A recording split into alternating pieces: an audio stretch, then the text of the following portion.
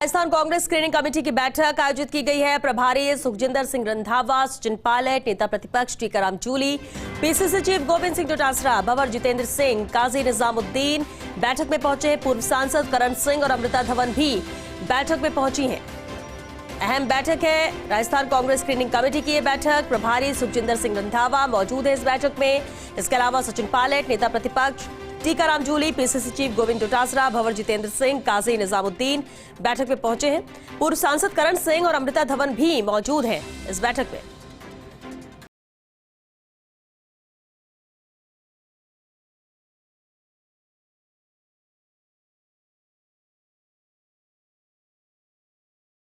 करण सिंह भी मौजूद है। पूर्व सांसद करण सिंह की मौजूदगी इस बैठक में। राजस्थान कांग्रेस स्क्रीनिंग कमेटी की यह बैठक है। बैठक जारी है। प्रभारी सुखजिंदर सिंह रंधावा, सचिन पायलट, नेता प्रतिपक्ष टीकाराम जूली मौजूद है। इसके अलावा पीसीसी चीफ गोविंद सिंह डोटासरा की मौजूदगी है। भंवर जितेंद्र सिंह मौजूद है। काजी निजामुद्दीन भी बैठक में पहुंचे हैं। पूर्व सांसद करण सिंह और अमृता धवन भी मौजूद है इस बैठक में। राजस्थान कांग्रेस स्क्रीनिंग कमेटी की बैठक इस वक्त जारी है।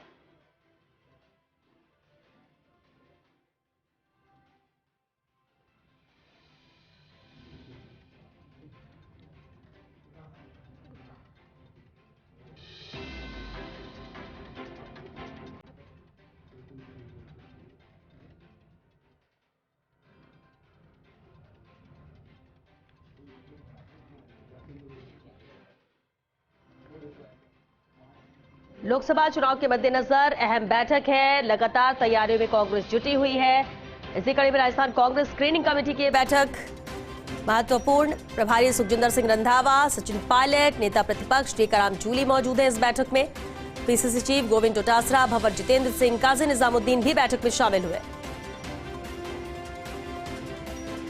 ब्यूरो चीफ नरेश शर्मा इस पर ज्यादा जानकारी के साथ हमारे साथ जुड़ चुके हैं। नरेश जी, बेहद अहम है ये बैठक, जानकारी आपसे चाहेंगे।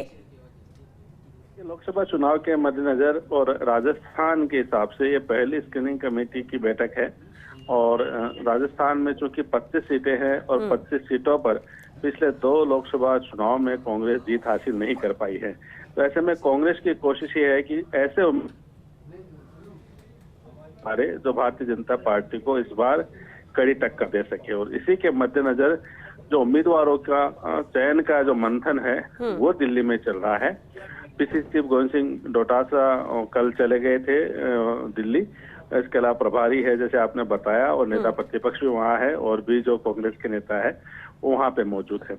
इस मीटिंग से पहले एक कह सकते हैं कि 4 से 5 जो दावेदार है उनका एक पैनल भी तैयार किया था पीसीसी अध्यक्ष ने। उन पे शुरुआती चर्चा हुई है और आगे साथ में किस तरह से एक मजबूत उम्मीदवार उनमें से उतारा जाए इसको लेके भी मंथन है वो चलेगा। और इस मीटिंग से जो है उन्होंने राजस्थान के कई लोकसभा क्षेत्रों का दौरा किया था। उनके साथ प्रभारी भी थे, उनके साथ नेता प्रतिपक्ष भी थे। कार्यकर्ताओं से फीडबैक भी लिया था, पर फीडबैक के आधार पे और साथ में जो राजस्थान की जो चुनाव समिति है और साथ में जो कोऑर्डिनेटर बनाए गए थे उनकी फीडबैक, उनकी रिपोर्ट के आधार पर भी शुरुआती पैनल तैयार किया गया है। 5 फरवरी तक जो है वो पीसीसी चीफ ने रिपोर्ट मांगी थी और उस रिपोर्ट के आधार पे हर सीट पे 4 से 5 जो प्रमुख दावेदार हैं, जिनमें कई जगह विधायक भी शामिल है, कई जगह प्रमुख नेता है उनके नाम भी शामिल है, उनका शुरुआती पैनल है वो तैयार किया गया। और उनके आधार पे अब आगे दिल्ली में चर्चा चलेगी। हालांकि ये शुरुआती मीटिंग है, लेकिन संभावना है कि जल्द ही, चूंकि राजस्थान ऐसा प्रदेश है जहां पे संभवतया जो गठबंधन की स्थिति नहीं है, तो जिन प्रदेशों में कांग्रेस गठबंधन की स्थिति में नहीं है वहां पे कांग्रेस चाहती है कि उम्मीदवारों को चयन जल्दी कर लिया जाए। और जहां पे गठबंधन होना है वहां पे सीटों का बंटवारा होने के आधार पे ही उम्मीदवारों के नाम घोषित हो सकते हैं। तो इस बात की पूरी संभावना है कि राजस्थान के लिए जो सूची है वो जल्द जारी कर दी जाएगी। और इसी के मद्देनजर जो है पूरा मंथन चल रहा है। कोशिश जो है वो इस बात की है कि किस तरह मजबूत उम्मीदवार जो है मैदान में उतारा जाए।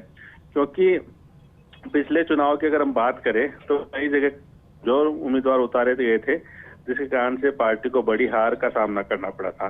अब एक जो ये जो मीटिंग है, इसमें फॉर्मूला भी जो है वो तय होने की संभावना है कि टिकट का फॉर्मूला क्या रहे, किन को मैदान में उतारा जाए, क्योंकि इस तरह की चर्चा है। तो नरेश, क्या कोई कुछ नाम भी होंगे, कुछ सीट्स को लेकर उस पर भी बात होगी, या अभी महज फॉर्मूला तय किया जाएगा और उस फॉर्मूले को ही पूरी तरह से 100% लागू करने की कोशिश रहेगी? क्योंकि पिछली बार भी विधानसभा में भी फॉर्मूला तो बना था, लेकिन कई सीट्स को पर इसे लागू नहीं किया गया, जिसका खामियाजा भी भुगता।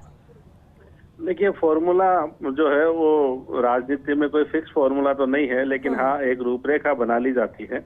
क्योंकि पहले ये था कि विधायकों को मैदान में उतारा जाए या ना उतारा जाए, लेकिन जिस तरह की हमें जानकारी है उसमें पूरी संभावना है कि कुछ जगह विधायकों को भी मैदान में उतारा जाएगा।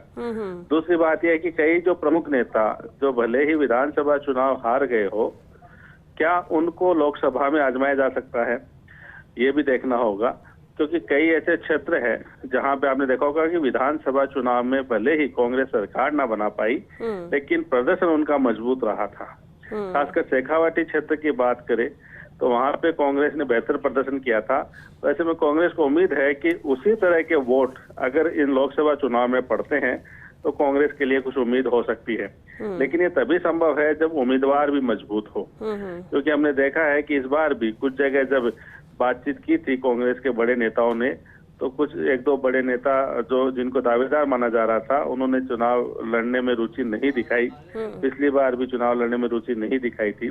तो ऐसे में इस बात की जरूर कोशिश की जा रही है कि कांग्रेस पूरी मजबूती के साथ मैदान में उतरे, और उसके लिए चाहे विधायकों को उतारना पड़े, चाहे बड़े नेताओं को उतारना पड़े, तो और साथ में युवाओं को भी मौका दिए जाने की पूरी संभावना है। कई ऐसी सीट है जहां पे पिछली बार जो है कांग्रेस अच्छे मुकाबले में थी, और इस बार भी कांग्रेस की कोशिश है कि जहां कांग्रेस का वोट बैंक अधिक है, जहां जो चाहे जातिगत समीकरण हो या क्षेत्र के अनुसार समीकरण हो, उसमें जहां कांग्रेस मजबूत दिखाई देती है, जिन विधानसभा क्षेत्रों में जो लोकसभा के अंतर्गत आते हैं, वहां पे जातिगत समीकरण और विधानसभा चुनाव के जो परिणाम थे, जिनमें वोट की जो गणित को समझते हुए कांग्रेस जो है वो उम्मीदवार का फॉर्मूला भी तय करेगी। तो सबसे जो बड़ी चुनौती कांग्रेस के सामने इस समय जो है राजस्थान को लेके, कि उम्मीदवार है वो मजबूत उतारे जाए, क्योंकि ऐसी कई सीट है लोकसभा में भी, उनकी अगर बात करें तो कांग्रेस अच्छा मुकाबला कर सकती है अगर मजबूत वहां पे उम्मीदवार हो। क्योंकि विधानसभा चुनाव के अगर परिणाम का ये आधार है, क्योंकि कई ऐसी सीटें हैं जहां पे विधानसभा चुनाव में कांग्रेस ने अच्छा प्रदर्शन किया था। तो ऐसे में अब देखना ये है कि क्या जो बड़े नेता है वो चुनाव लड़ने को तैयार है, क्या विधायक जिनके बारे में चर्चा है कि ये अच्छा मुकाबला कर सकते हैं वो मैदान में उतरने को तैयार है, या फिर आला कमान जो है वो सख्त निर्देश देगा।